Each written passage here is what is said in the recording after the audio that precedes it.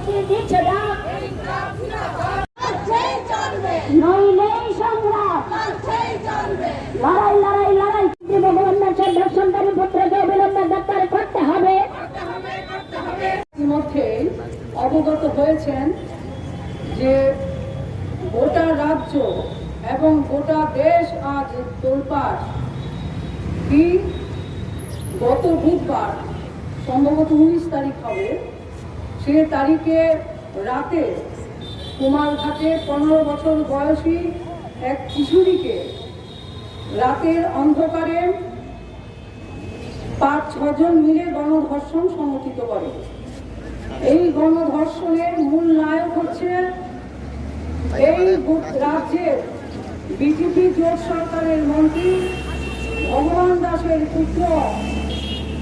আমরা দেখলাম যে সেদিন রাতে মেয়েটাকে ওই কুমারঘাট হাসপাতাল রোডের এক ত্রিতল ভবনে একটি ঘর ভাড়া করে একটি জায়গায় থাকতো মন্ত্রী ভগবান দাসের পুত্র।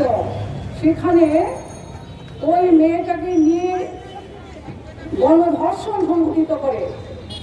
এলাকার মানুষ দেখলো যে মেয়েটা অসুস্থ, তখন তাকে হাসপাতালে নিয়ে আসে। তার মা পরবর্তী সময়ে থানায় জানায় এবং মেয়েটিও বলে, সবার নাম বলেছে কারা কারা তাকে গণধর্ষণ করেছে। আমরা দেখলাম যে এই ঘটনার পর পুলিশ সেখানে 2 জনকে ধরেছে, কিন্তু মন্ত্রী ভগবান দাসের পুত্র তাকে গ্রেপ্তার করতে সাহস করেনি। এই পুত্রের কেশাগ্র পর্যন্ত স্পর্শ করতে পারল না পুলিশ। গতকালকে সেম ঘটনা হয়েছে কল্যাণপুরে, কিশোরী কন্যাকে গণধর্ষণ সংঘটিত করেছে। এ কোন রাজ্য? এই ত্রিপুরা। আজকে গোটা রাজ্য এবং দেশে আওয়াজ উঠেছে, এ কোন সকাল চলছে ত্রিপুরা রাজ্যে?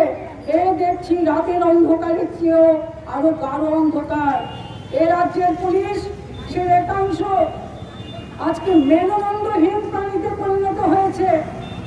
তারা আজকে দলদাসে পরিণত হয়েছে। তাদের এই পুলিশের একাংশ এই জায়গায় তাদের আমরা বলতে চাই যে শেষ কথা বলবে ত্রিপুরা রাজ্যের জনগণ। আজকে পুলিশ যতই দলদাসে পরিণত হয় না কেন, ইতিহাস কিন্তু শেষ কথা বলবে। কারণ এই রাজ্যের পুলিশ কারাস্পষ্ট পুলিশ, এটাও ইতিহাস। এই রাজ্যের পুলিশ আজকে জোট সরকারের সময়ে মেরুদণ্ডহীন প্রাণীতে পরিণত হয়েছে, এটাও হচ্ছে ইতিহাস। সারা ভারত গণতান্ত্রিক নারী সমিতি দিচ্ছে ডাক,